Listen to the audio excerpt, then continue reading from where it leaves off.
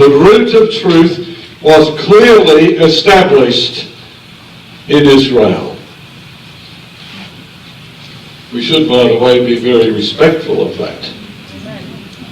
But I know when I was in Israel once and I was sitting on a bus next to a Jewish professor who was determined to squeeze me into the wall of the bus. He was so big. And in between gasping for breath, he told me that he was a Jew. I said, well, so am I.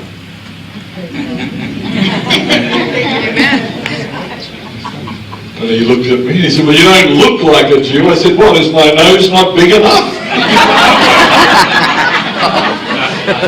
He was a professor of Hebrew at Hebrew University, very learned man, spoke Hebrew, Aramaic, among other things, could read the Old Testament in the original languages. So he's looking at me, you're not Jewish. I said, I'm as Jewish as you are.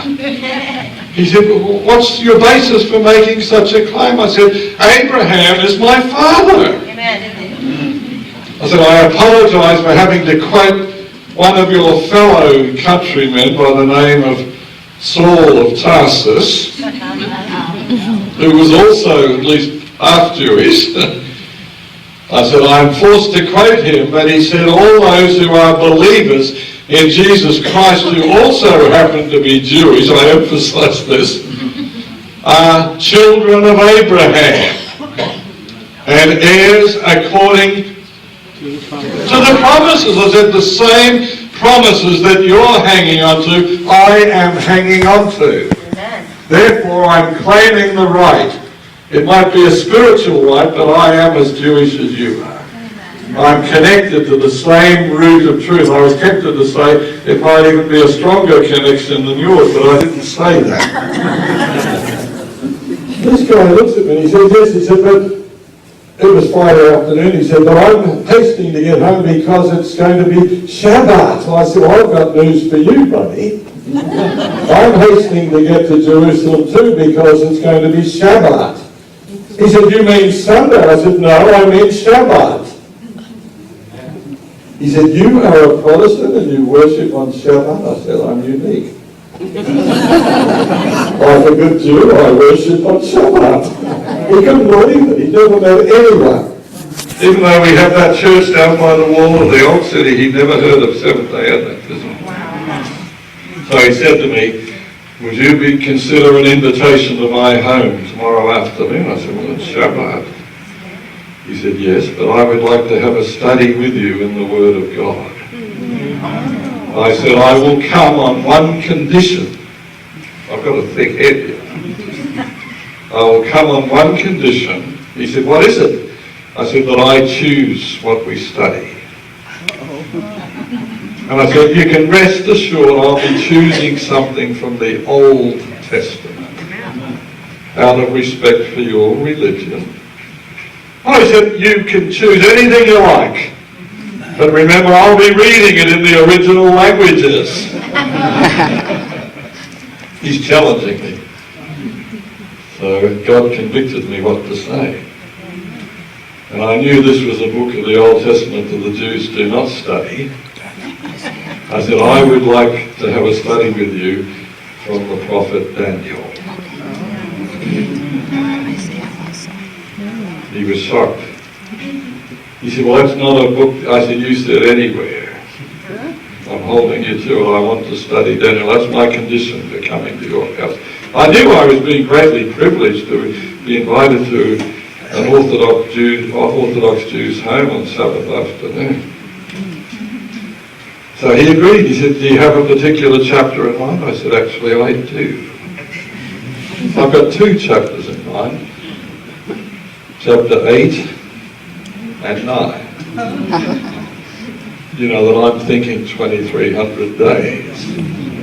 And this guy agreed to it. It was such an experience for me to spend the whole of Sabbath afternoon. There were no buses, no cars in the Jewish section of Jerusalem. It was quiet. And I knocked on the door and he opened the door. It was very dark inside. There were no lights on. We sat in the living room and I said to him, you know, this is a little dark for me. I noticed there's light on in the kitchen. Could we migrate to the kitchen? He said, okay, and his wife followed us in. There were only 2 chairs at the table, and his wife is left standing. I said to him, I'm a little uncomfortable with your wife standing and we're sitting. I said, it's okay. I said, well, it's not okay for me. That's not the way I was raised. I said, we need to find another chair. Oh, he said, oh, shut up. I said, look, I'm a Gentile. I'll go and get the chair. So I went and got the chair. He sat down and I started sweating. I said, this is a hot room. And I looked around and there were saucepans on the stove and they're all bubbling away. I couldn't resist it. I said, Shabbat. And he said, no, we turned the stove on before sunset on Friday. It's on a very low heat and it goes off after sunset and so. And so I sweated it out in his kitchen with all this heat.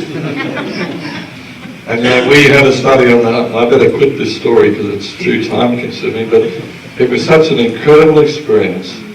This man knew Aramaic. He was able to read the parts of Daniel that I was referring to, which were written in Aramaic. It's the only part of the Old Testament that's not written in Hebrew. And he's reading it in Aramaic. And he knew the history. So he knew the dates associated with the Babylonian captivity, the 3 times that they were set free. He knew all of that. And then we came to that verse in Daniel 9. In the midst of the week, what happened? Jesus was crucified. I have a acute hearing, but I'm still not hearing the mumbling out here. The Messiah, thank you, Mello. The Messiah was cut off. And he stopped dead. I said, yes. You've had all the dates right so far. So you know what year is referred to in the midst of the week, don't you? He said, we have to finish the study now. I said, okay. He said, I want to meet you tomorrow morning. I'm going to give you a personal tour of the old walls of Jerusalem and explain all the history to you. But he said, I'll let you know tomorrow morning how I'm understanding the Messiah being cut off in the middle of the week. I couldn't believe his openness. So I met him outside the royal gate, the one that's all walled up in the walls. And he gave me the history of that gate. And he said, I guess you're wanting an answer. I said, I'm wanting an answer. He said, well, if I accept what you've given me and what I've seen, I would have to accept the fact that Jesus Christ is the Messiah. That's what he says. I said, are you that intellectually honest? He said, I'm that intellectually honest. He said, this is the first time I've ever seen this. I said, I understand. He said, and you'll forgive me if I need to take time to digest this. I said, absolutely. But I'm satisfied that you've been honest in hearing the word. What a great experience that was. He moved to Canada and I lost track of him, unfortunately. But I mean, the seed was so seriously planted in his mind.